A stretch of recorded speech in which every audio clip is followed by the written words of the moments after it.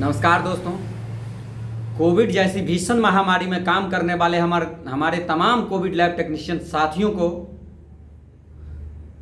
अचानक बिहार सरकार ने एक हिटलर शाही फरमान के द्वारा 1 जुलाई 2024 से कार्य से मुक्त कर दिया। उनकी जो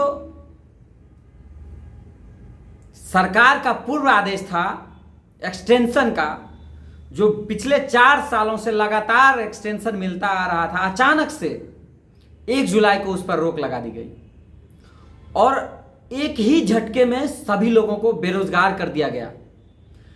मैं पूछना चाहता हूं नीतीश कुमार की अंधी गूंगी बहरी सरकार से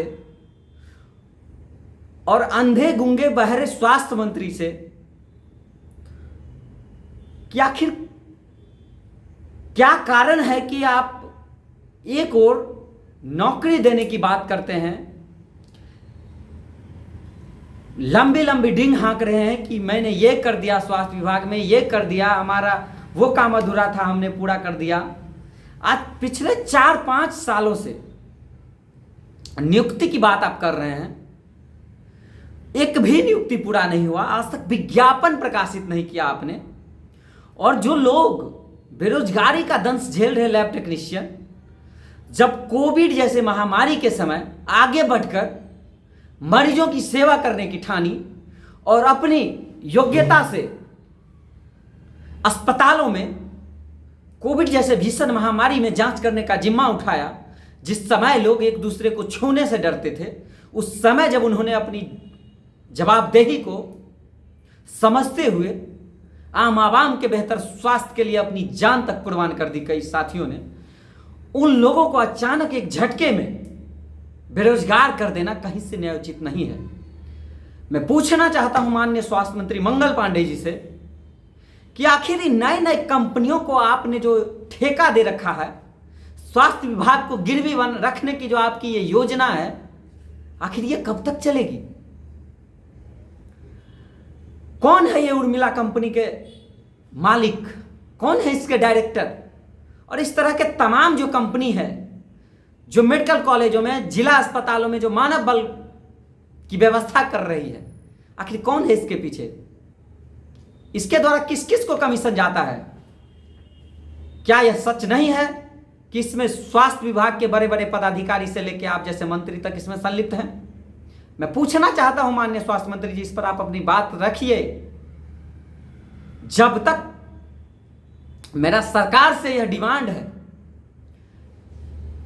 कि जब तक लेबोरेटरी टेक्नीशियन के साथियों का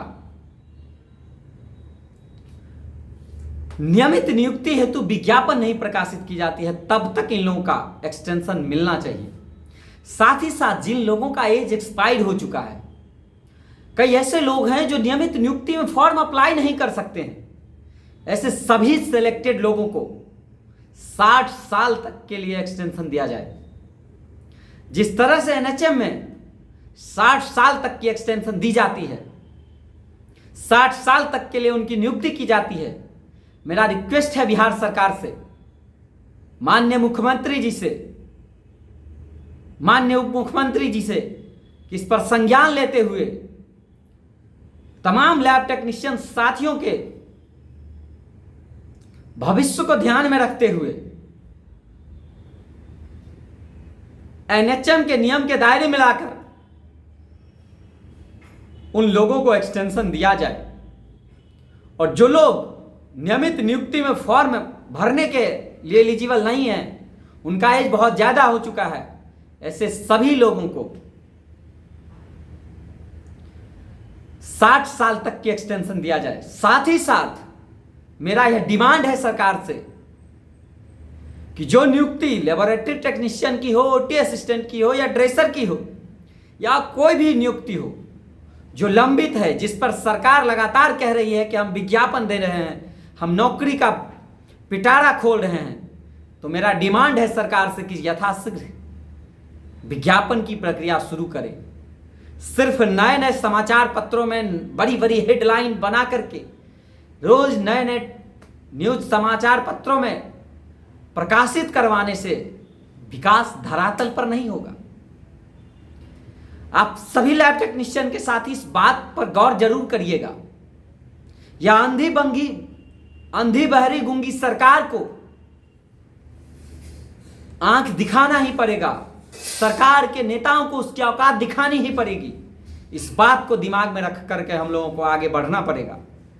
पारा मेडिकल एसोसिएशन ऑफ बिहार पूरी तरीके से कोविड एलटी के साथ है, हर संभव कोविड एलटी की आवाज को बुलंद करने का काम करेगा। आंदोलन कर रहे मेरे तमाम कोविड लैब टेक्नीशियन साथियों को मैं धन्यवाद देता हूं। आप लोगों ने जो मुहिम छेड़ी है, इस मुहिम को बिहार के तमाम पारा मेडिकल छात्रों का समर्थन है। हक अधिकार मिलने तक संघर्ष जारी रखिए। सभी लोगों को मेरा सलाम है। जय पारा मेडिकल, जय बिहार। धन्यवाद।